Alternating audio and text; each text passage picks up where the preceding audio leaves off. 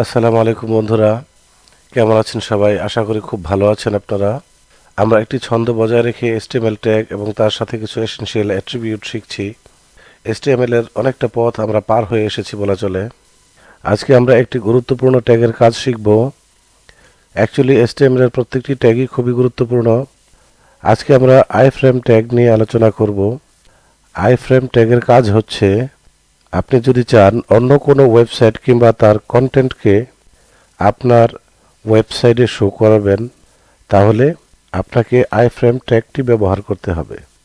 Website তো আমরা চিনি, কিন্তু কন্টেন্ট সম্পর্কে যদি আমাদের কোনো কনফিউশন থাকে, সেটা সম্পর্কে আমি বলে দিচ্ছি। কন্টেন্ট হচ্ছে একটি ওয়েবসাইটে ব্যবহৃত ইমেজ, টেক্সট, অডিও, ভিডিও। অর্থাৎ আমরা যখন কোনো ওয়েবসাইটে ভিজিট করি, তখন সেই ওয়েবসাইটে যে সকল বিষয়বস্তু দেখতে পাই, সেগুলি হচ্ছে সেই ওয়েবসাইটের কন্টেন্ট। অবশ্যই আমরা ইতিমধ্যে বিভিন্ন ইমেজ, ভিডিও, অডিও, টেক্সট নিয়ে আমরা আমাদের ওয়েব পেজে কাজ করেছি। তো এগুলোই হচ্ছে একটি ওয়েবসাইটের কন্টেন্ট। চলুন ডিরেক্টরিতে চলে যাই। এটা দিয়ে ওপেন করি। আমরা আমাদের ব্রাউজারে চলে আসলাম। অর্থাৎ আমাদের ব্রাউজারে এখানে আমরা অন্য একটি ওয়েব পেজ শো করাবো আইফ্রেম ট্যাগ ব্যবহার করে। তাহলে চলুন আইফ্রেম ট্যাগটি লিখি।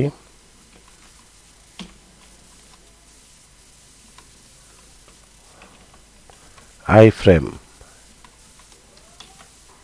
আইফ্রেম ট্যাগটি শুরু এবং শেষ করতে হয়।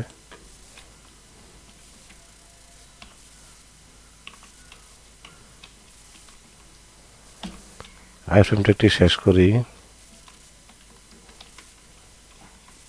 আইফ্রেম ট্যাগটি শেষ করলাম। আইফ্রেম ট্যাগেও আপনার একটি অ্যাট্রিবিউট ব্যবহার করতে হবে, সেটা হচ্ছে এসআরসি। এসআরসি অ্যাট্রিবিউট ব্যবহার করতে হবে।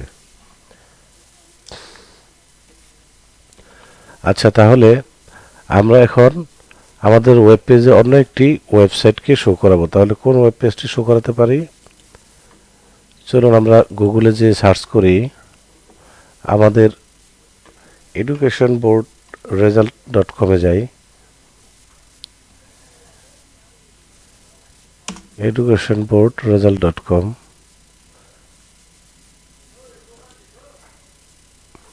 এই হচ্ছে সেই ওয়েবসাইটটি, মিনিস্ট্রি অফ এডুকেশন। এই ওয়েব পেজটাকে আমরা আমাদের ব্রাউজারে শো করাবো। তা আসুন, খুবই সহজ কাজ। আমরা শুধু এখান থেকে এই ওয়েবসাইটের লিঙ্কটি আমরা কপি করব।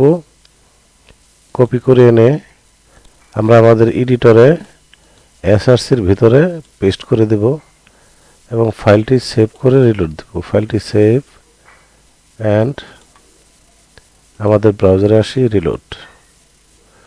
দেখতে পাচ্ছেন আমাদের ব্রাউজারে আমাদের ওয়েব পেজে এডুকেশন বোর্ড রেজাল্ট .com ওয়েবসাইটটি শো করাতে পেরেছি। তবে এটার হাইট উইথ আমাদের দিয়ে দিতে হবে। এটা আমরা খুবই সহজেই করতে পারি। এখন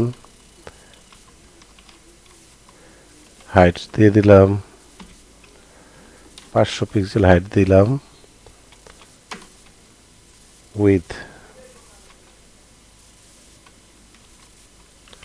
উইথ দিলাম, উইথ 500 পিক্সেলে দিয়ে দেখি কেমন হয়। এখন আমাদের ফাইলটি সেভ অ্যান্ড রিলোড।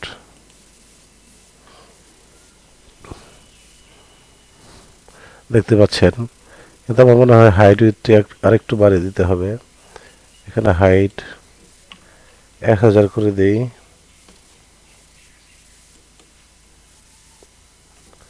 উইথ 800 করে দিই।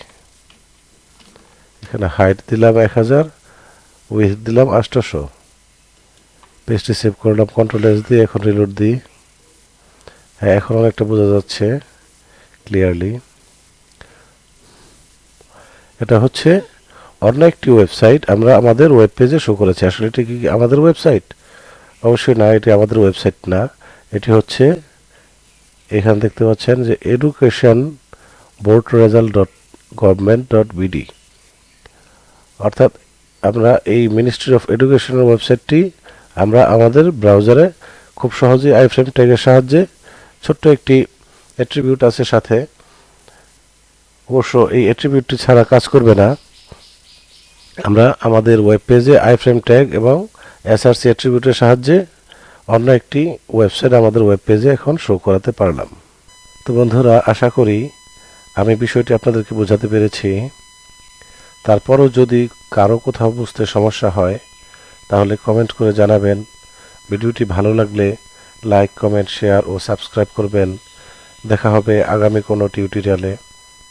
সে পর্যন্ত সবাই ভালো থাকবেন, সুস্থ থাকবেন। আল্লাহ হাফেজ।